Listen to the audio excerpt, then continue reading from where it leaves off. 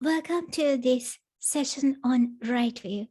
The purpose of this presentation is to discuss how one can go about gaining right view to become a Sri Mentora. The entire noble path leading to enlightenment across its 4 stages based on the noble path that begins from the right view. In this presentation, we shall address two key questions: what is right view and how to gain right view. There are several ways in which one can describe right view. One way to discuss right view, as we see in this sutta, is right view is the knowledge of suffering, knowledge of the origin of suffering, knowledge of the cessation of suffering, knowledge of the way leading to the cessation of suffering. This is called right view. To gain right understanding or right view, essentially one must understand the root of suffering, or the root of the unskillful and its root, and the skillful and its roots. What this means, in other words, right view is the view that there is no permanent self based on Buddha's teachings, one gained by following the path leading to Sri Mentri, in which one abandons 3 fetters. A noble disciple who has right view possesses experiential confidence in the Buddha and his teachings.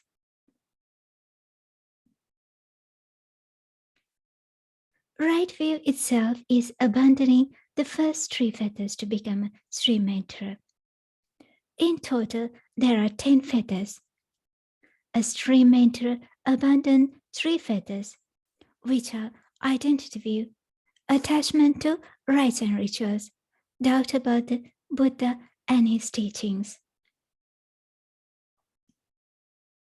Right view is the first of the 8 path factors in the Noble Eightfold Path and belongs to the wisdom division of the path.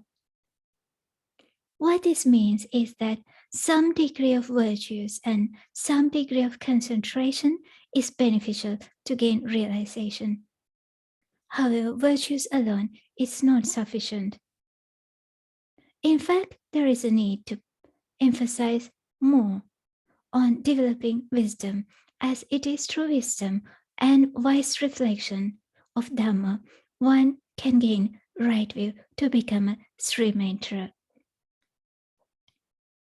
One who develops the right view naturally comes to establish noble virtues, and noble virtues replace the need for precepts and training rules.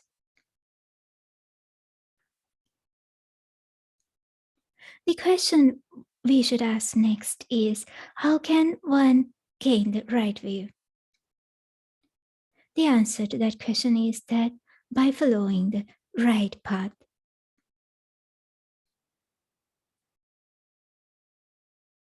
And what is the path? It is the Noble Eightfold Path. The Noble Eightfold Path is to be developed for direct knowledge of abandoning all 10 fetters, both lower fetters and higher fetters.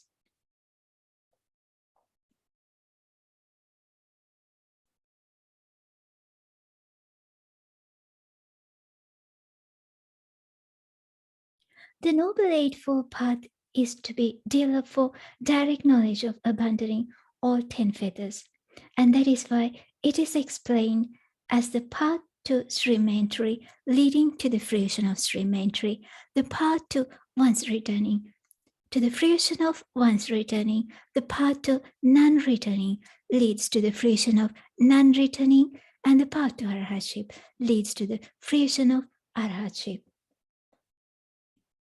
And what do we mean by the path leading to each these stages of enlightenment? The path meaning the way in which one could train or the practice itself. Each stage of enlightenment is different, and the path or the way in which one should train to lead or to reach each stage of enlightenment is different. As we go further along, we shall discuss about the path to Sri Maitri in detail with reasonings. In Anga Sutta, we see in detail that it describes there are 4 factors of Sri Maitri. What for? Associating with noble friends, listening to the Dhamma, wise consideration, and practicing in line with the Dhamma.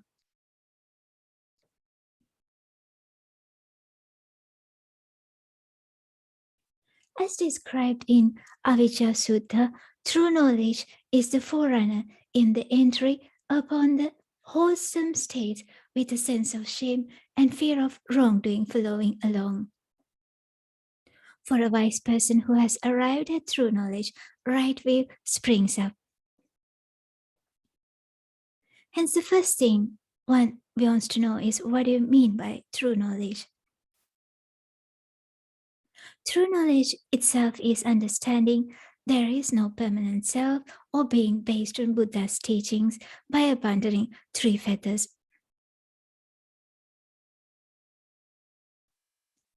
The role of noble disciples is such that they have the expertise or expertise knowledge about Buddha's teachings. Depending on their level of attainment or realization, expertise can differ. So those who have gained expertise or gained perfect understanding of Buddha's teachings across its 4 stages of enlightenment can pass their knowledge regarding the practice to others, allowing them to gain realization for themselves. Practice is the key to gain realization, and those who practice in line with the right way or Buddha's teachings can gain the fruition without any delay. Right understanding of Buddha's teachings is the key to develop noble path leading to 4 stages of enlightenment.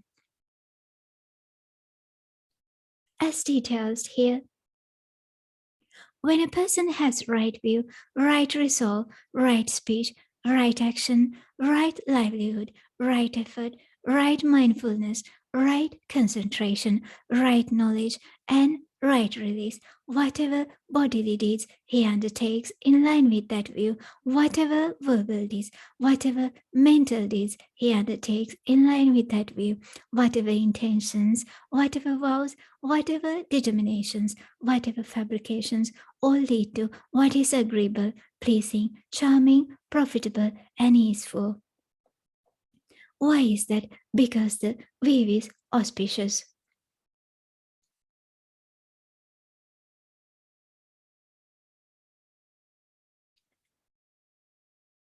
Therefore, right view, the forerunner, and to become a stream mentor, one must gain the right view. And how is the right view the forerunner? One describes wrong view as wrong view and right view as right view. This is one's right view.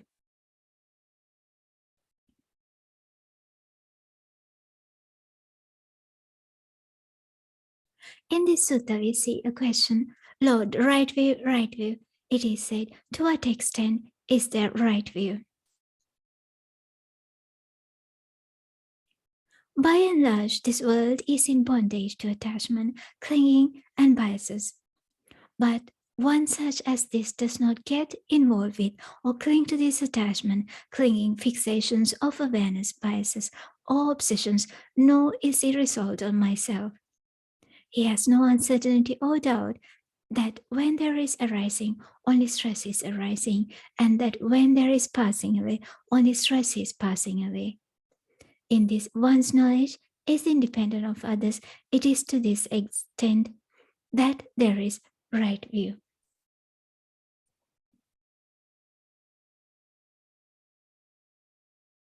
Right view meaning the view that there is no permanent being that comes with abandoning three fetters at once, which are identity view, attachment to rites and rituals, and doubt about Buddha and his teachings.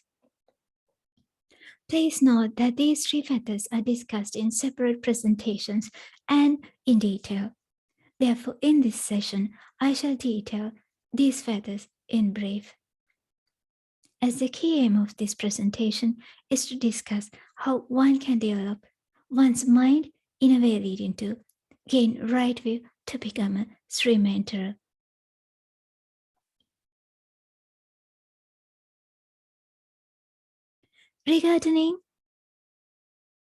Regarding abandoning all self-views, how could one go about practicing? Realization of non-self, meaning realization that self, others, and the world, including everything, doesn't last forever and that life experience is more like a dream. This kind of skillful reflections are helpful. This kind of skillful thinking should be applied in one's day-to-day life. And this is the right practice leading to realization. When someone trains their mind in this kind of thinking and this way of practice will slowly help one to abandon self-view.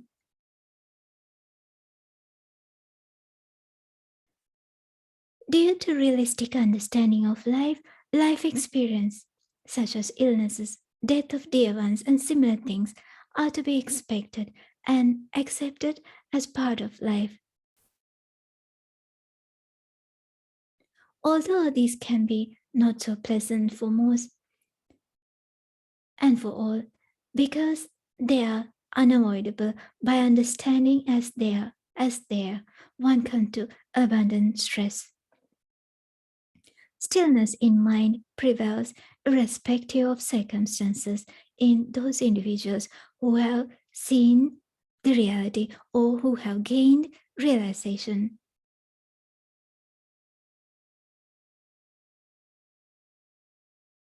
What other ways one can train one's mind into abandoning all self-views? By trying to maintain a mind that stays in the middle, in other words, to maintain a stable mind that is not become too much sad when things go wrong or to become too much happy when things go right. Also, another useful way is try and not to worry about things that happened in the past, as the past is gone, realistically never coming back, and so worrying about things that happened in the past is not too wise. Similarly, trying not to cling too much in the future is a beneficial way of thinking. In other words, trying to live the present moment as happy as possible is helpful to live a happy, peaceful life. Similarly, trying to liberate the idea that there is a permanent self or view can be liberating to live a free life.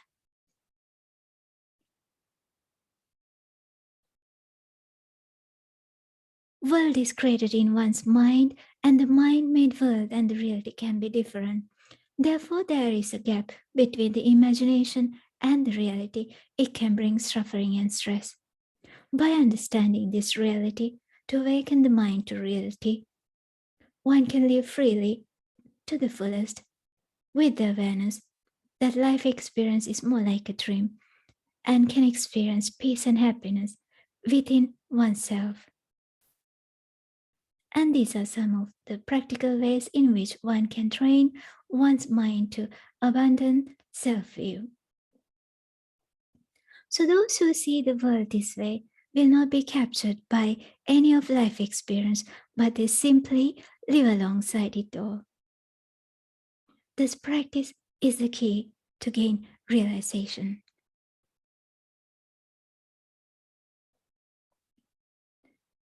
Another fetter is clinging to rites and rituals. Believe that a rite or ritual can make amends for bad karma or wrong conducts or make one enlightened is a wrong view. As the world itself is created in one's mind, it is the mental awakening that matters. Similarly, as detailed in MS64, a little baby doesn't even have a concept of precepts, so how could misapprehension of precepts and observances possibly arise in them? Yet the underlying tendency to misapprehension of precepts and observances still lies within them. The quotation says, this quotation suggests that as far as an individual maintains the self-view and has not reached to gain the right view, as yet it is beneficial to follow precepts, yet trying and not clinging into social practices or precepts themselves. By allowing slowly the mind to gain liberation or free from standard social practices, to become an open-minded person who can see beyond these practices, to gain liberation is what practice that helps one to develop one's mind to become an enlightened person. So what do we mean by standard social practices?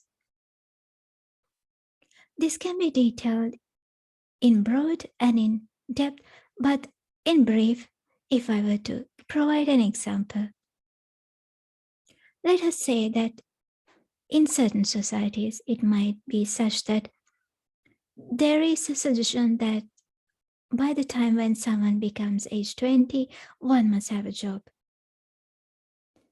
So let's say there is a young person who is maintaining this socially created belief in his mind, yet unable to find a job, become extremely sad and depressed when not able to get a job.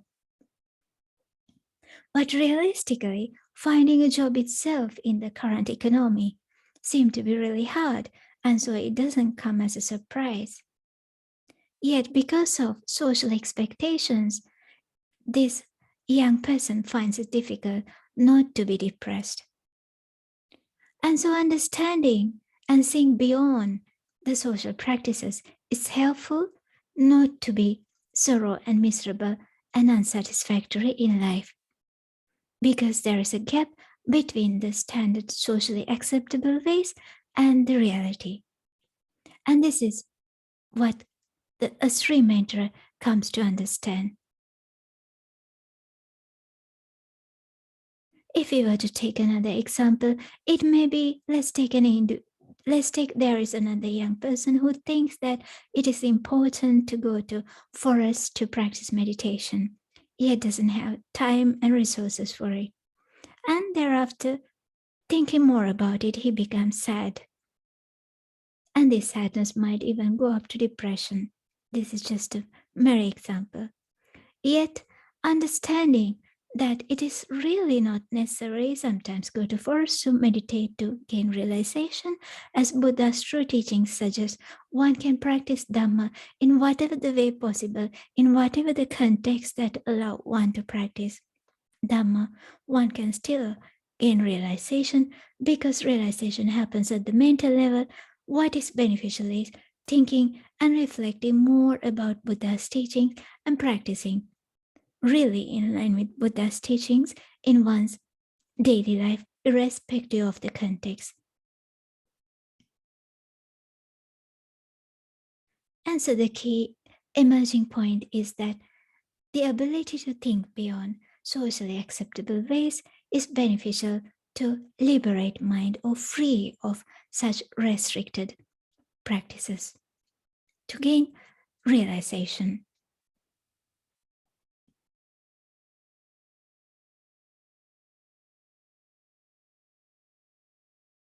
Anusota Sutta described path is progressive.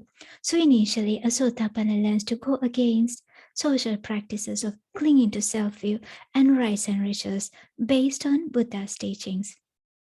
At the stage of an anagami, one would abandon social practice of sensual pleasures and so on.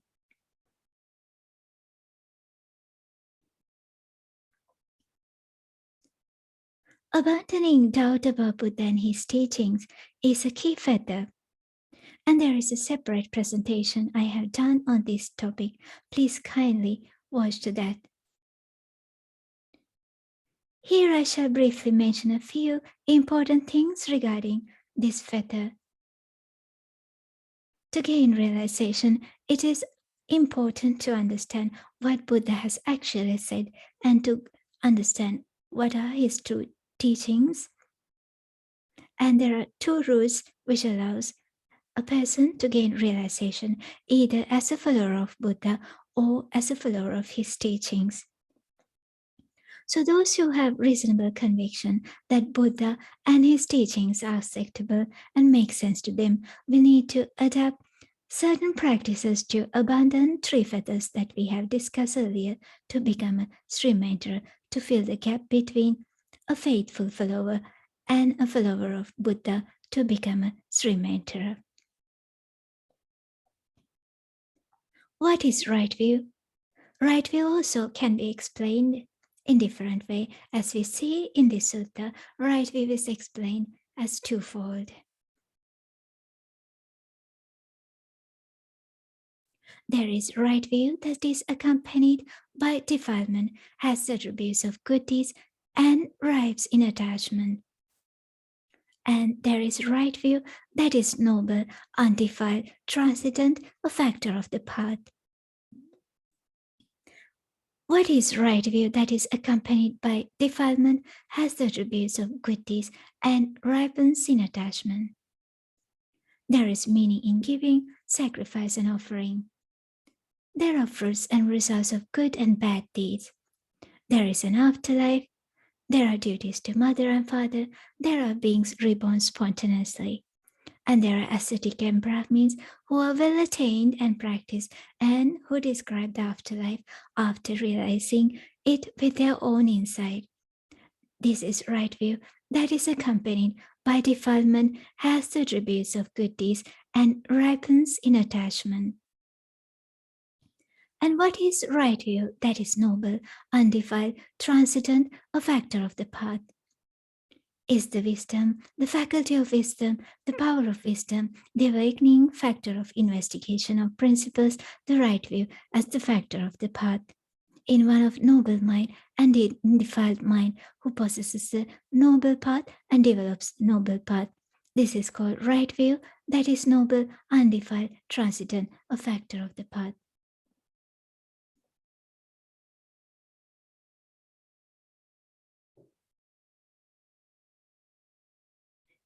To enter into stream, one must follow the path, and following path itself means abandoning three fetters. And the practice itself means ways in which practicing in ways to abandon these three fetters. Non-self view, doubts about Buddha and his teachings, rite and rituals.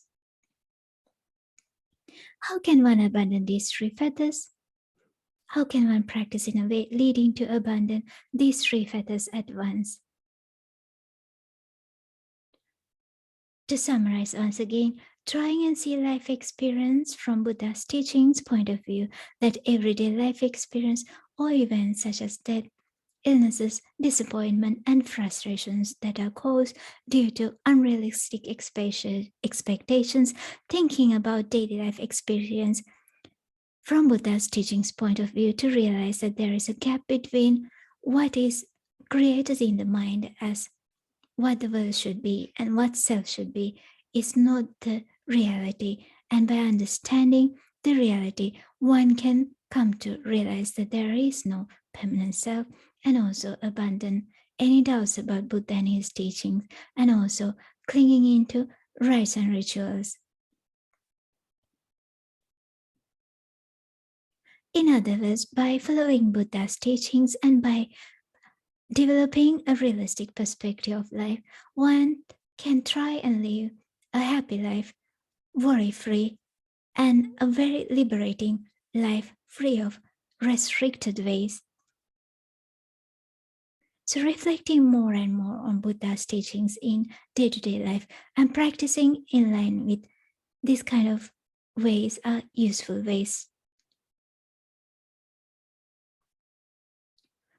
Practicing according to Buddha's teachings are open to all people and of all circumstances, and trying and not to clinging to social practices and allowing one's mind to slowly, in a way, to think beyond social practices are beneficial. Alongside this kind of mental training, trying and be a good person is the key to become a noble person across its 4 stages of enlightenment.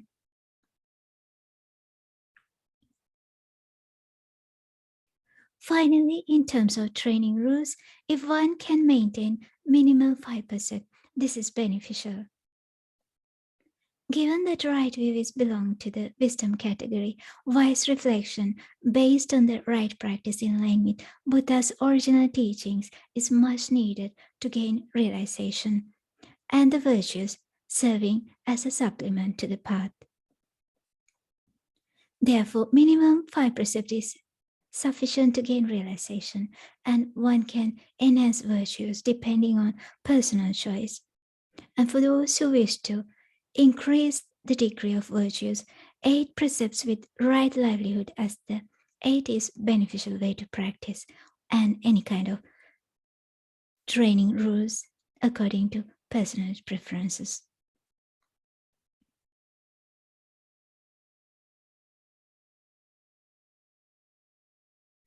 Apart from that, one must develop 4 factors of stream entry to become a stream enterer, which are perfect confidence in Buddha, his teachings, and noble Sangha.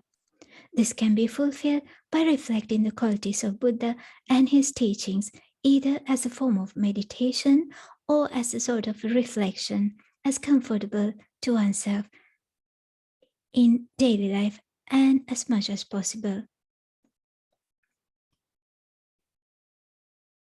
With regard to noble virtues means treating others as the way one like to be treated by others.